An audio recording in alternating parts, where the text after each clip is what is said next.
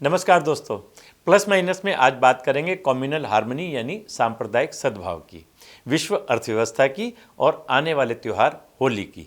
तो शुरुआत करते हैं हिंदू मुस्लिम में बंट रही सांप्रदायिक दीवार की। क्या आपको भी लगता है कि भारत में हिंदू मुस्लिम भाईचारा खत्म हो गया है? रमजान और होली पर बाइकाट की अपीलों का कितना असर होता है, आज हम इस सांप्रदायिक बहिष्कार पर विश्लेषण करेंगे। आप सभी ने सुना होगा, दिवाली में अली बसे हैं और रमजान में राम, ऐसे बना मेरा भारत महान। लेकिन आजकल के माहौल को देखकर ऐसा लगता है कि देश के सभी त्योहारों को सांप्रदायिकता की बुरी नज़र लग गई है। आज ना हिंदू होली दिवाली में अली को देखना चाहता है और ना ही मुसलमान रमजान में राम को। इसका जीता जागता सबूत मध्य प्रदेश में देखने को मिला, जहां रमजान का महीना शुरू होते ही मुसलमानों ने हिंदुओं के खिलाफ नफरत भरे कई मैसेज सोशल मीडिया पर वायरल करने शुरू कर दिए। इन मैसेजेस में अपील की गई है कि कोई भी मुसलमान हिंदुओं की दुकानों से कोई सामान ना खरीदे। मध्य प्रदेश में मुसलमानों ने हिंदुओं का बाइकाट शुरू किया तो यूपी में मथुरा में हिंदू संगठनों ने होली में मुसलमानों के शामिल होने पर बैन लगाने की मांग कर डाली। अब सबसे बड़ा सवाल यही है कि आखिर ऐसे बेतुकी अपीलों का लोगों पर कितना असर पड़ता है। आइए आपको सबसे पहले कुछ मैसेज दिखाते हैं जो इस वक्त सोशल मीडिया पर वायरल हो रहे हैं। इन मैसेजेस में हिंदुओं को काफिर तक कहा गया है। इनमें लिखा है, किसी भी हाल में काफिरों से कोई लेन देन ना करें, फिर चाहे वो आपका पड़ोसी हो, दोस्त हो या कोई जानने वाला हो। केवल मुस्लिम भाईचारे को ही बढ़ावा दें। एक दूसरे मैसेज में यहाँ तक लिखा गया कि हिंदू दुकानदार खाने पीने की चीज़ों में कुछ भी मिला सकते हैं, यहाँ तक कि वो अपना यूरिन तक भी मिला सकते हैं। इसलिए रमजान की खरीदारी हिंदुओं की दुकानों से ना करें। इसमें कॉन्ट्राडिक्शन है दोस्तों। जब कोई हिंदू खाने में थूक या जूस में यूरिन मिलाने का आरोप लगता था तो हिंदुओं की कड़ी आलोचना होती थी, क्योंकि ये मुसलमान करते थे। लोग कहते हैं कि कुछ हिंदू मुस्लिम समुदाय के खिलाफ साजिश रच रहे हैं। लेकिन आज जब वही आरोप, ऐसी ही बातें मुस्लिम समाज हिंदुओं पर लगा रहा है तो बिल्कुल सन्नाटा सा पसरा है। कोई भी पॉलिटिकल पार्टी या संगठन इस पर कुछ भी बोलने से कतरा रहा है। भारत के हिंदू कितने सहनशील हैं ये पूरी दुनिया जानती है। महाकुंभ में करोड़ों हिंदुस्तानियों ने विश्व के सामने भारतीय सभ्यता और सहनशीलता की मिसाल कायम की है। महाकुंभ में 66 करोड़ से ज़्यादा लोगों ने आस्था की डुबकी लगाई, लेकिन इस दौरान किसी भी हिंदू ने ना तो किसी धर्म का विरोध किया और ना ही कोई प्रदर्शन किया। ऐसे में सवाल उठता है कि क्या देश में अनेकता में एकता का भाव खत्म हो जा रहा है? असल में सच्चाई क्या है? क्या वाकई में जब हिंदू मुसलमान समुदाय अपने अपने समाज से ऐसी अपील करता है तो इनका असर होता है? असल में सच्चाई ये है कि कुछ हिंदू संगठन जब ऐसी बहिष्कार की अपील करते हैं तो सिर्फ चुनिंदा लोग ही इसका समर्थन करते हैं, जबकि पूरा हिंदू समाज इसका पक्षधर नहीं होता। इसी तरह जब कुछ कट्टरपंथी मौलवी इस तरह की अपील करते हैं तो पूरा मुस्लिम वर्ग इसका समर्थन नहीं करता, बल्कि कुछ गिने चुने लोग ही करते हैं। एक रिसर्च के मुताबिक आंकड़े बताते हैं कि 40% मुसलमान त्योहारों में हिंदुओं की दुकानदारों से खरीदारी करते हैं, जबकि 30% हिंदू मुस्लिम दुकानदारों से सामान लेते हैं। साल 2023 में ईद के मौके पर 30 लाख दुकानों से 50,000 करोड़ का बिजनेस हुआ था, जिनमें से 18 लाख दुकानें हिंदुओं की थी। इन आंकड़ों से ये पता चलता है कि हमारे देश में हिंदू मुस्लिम का भाईचारा अब भी खत्म नहीं हुआ है। दोनों धर्मों की तरफ से बहिष्कार करने का सियासी खेल खेलने वाले लोगों की संख्या बहुत कम है, ये महज मुट्ठी भर लोग हैं। लेकिन जब से सोशल मीडिया का बोलबाला हुआ है तब से लोगों को यही लगता है कि देश में धार्मिक सौहार्द बिगड़ रहा है, जबकि ऐसा बिल्कुल नहीं है। ये बात अमेरिका की famous think tank PEW research की रिपोर्ट में भी पता चलती है कि दोनों समुदायों में धार्मिक विविधता को लेकर सकारात्मक रुख है। हालांकि कुछ मुद्दों पर मतभेद भी हो सकता है। 52% हिंदू देश में धार्मिक विविधताओं को देश के लिए अच्छा मानते हैं, जबकि 24% हिंदू इसका विरोध करते हैं। दूसरी तरफ 56% मुसलमान देश में अलग अलग धर्मों के होने को बेहतर मानते हैं, जबकि 24% मुसलमान भी इसे गलत ही मानते हैं। यदि हम शहरों की बात छोड़ दें तो गांव कस्बों में ज़्यादातर हिंदू मुसलमान शांति से भाईचारे की भावना के साथ ही रहते हैं, खासकर उन इलाकों में जहां हिंदू बहुसंख्या में है, मेजॉरिटी में है।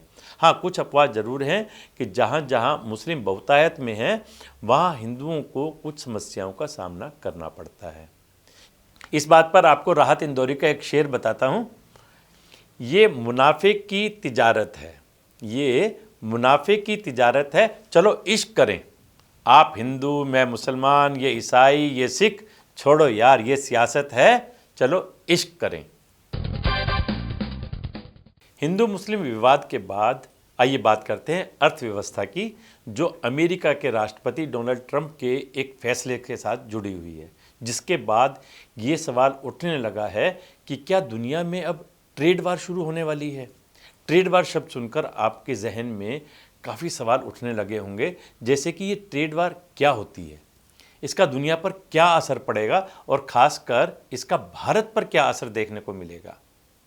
जब कोई एक देश इंपोर्ट और एक्सपोर्ट टैक्स पर ऐसा फैसला लेता है जो उसके अपने तो हित में होता है, लेकिन दूसरे देश की अर्थव्यवस्था पर नेगेटिव असर डाले और दूसरा देश भी उसका जवाब टैक्स लगाकर या बढ़ाकर देता है, तो एक प्रकार का ट्रेड वार शुरू हो जाता है और इसका असर इन दोनों देशों के साथ साथ दूसरे देशों पर भी पड़ता है।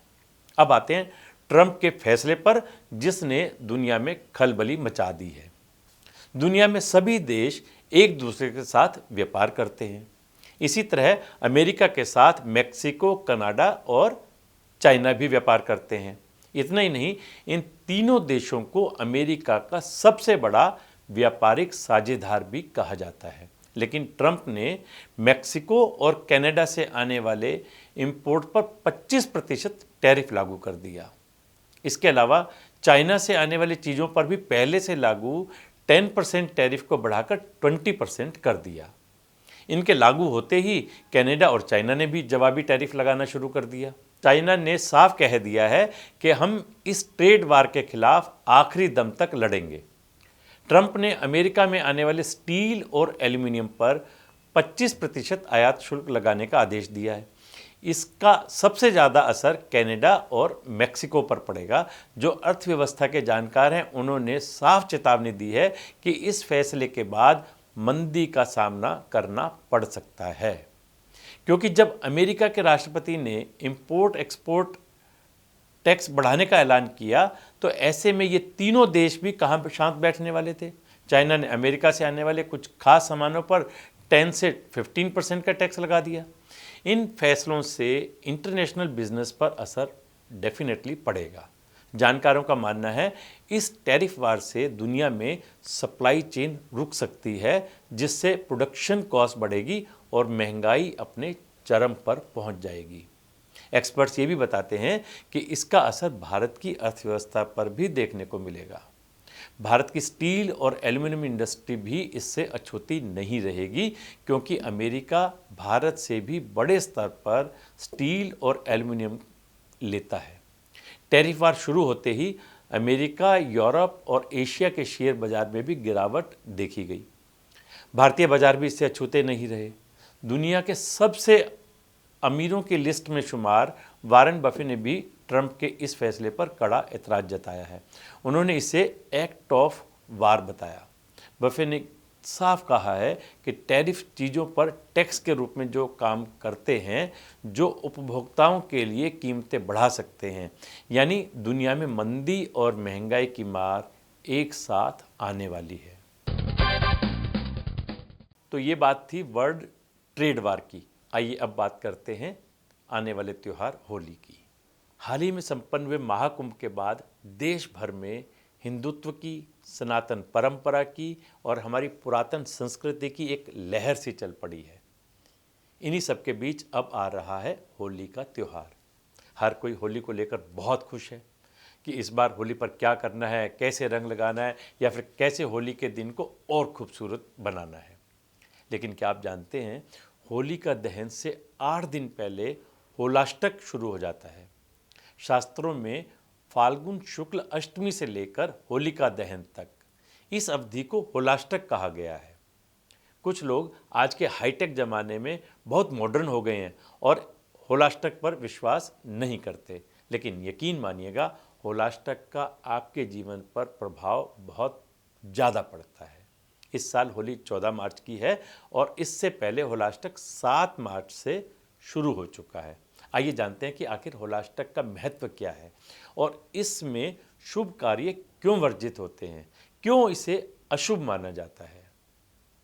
ये समय विशेष रूप से पूजा, विवाह, नए घर में प्रवेश या अन्य सकारात्मक कार्यों के लिए उपयुक्त नहीं माना जाता। इसलिए लोग इसे एक डर के रूप में महसूस करते हैं, क्योंकि उन्हें लगता है कि इस समय किए गए कार्यों का अच्छा परिणाम नहीं निकलेगा। होलाष्टक के दिनों में राक्षसों के व्रत की कथा कही जाती है और इस समय को कुछ लोग बुराई और अशुभ शक्ति के प्रभाव के रूप में देखते हैं।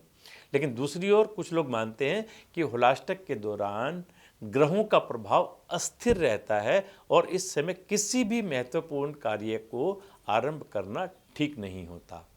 होलाष्टक के दिन का डर इस बात से भी जुड़ा हुआ है कि ये वो समय है जब बुरी शक्तियां और बुराई का सामना करना पड़ता है। इस दिन लोग टोना टोटका करना शुरू कर देते हैं।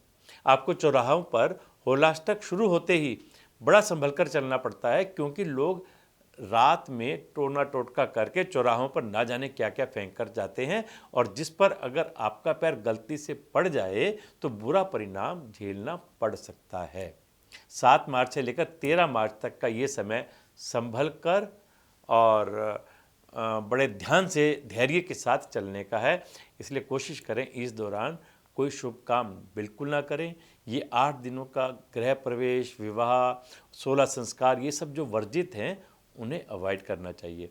इस दिन को लेकर कई लोग मानते हैं कि अगर कोई गलत काम या बुरी सोच रखता है तो ये दिन उनके लिए भी शापित हो सकता है।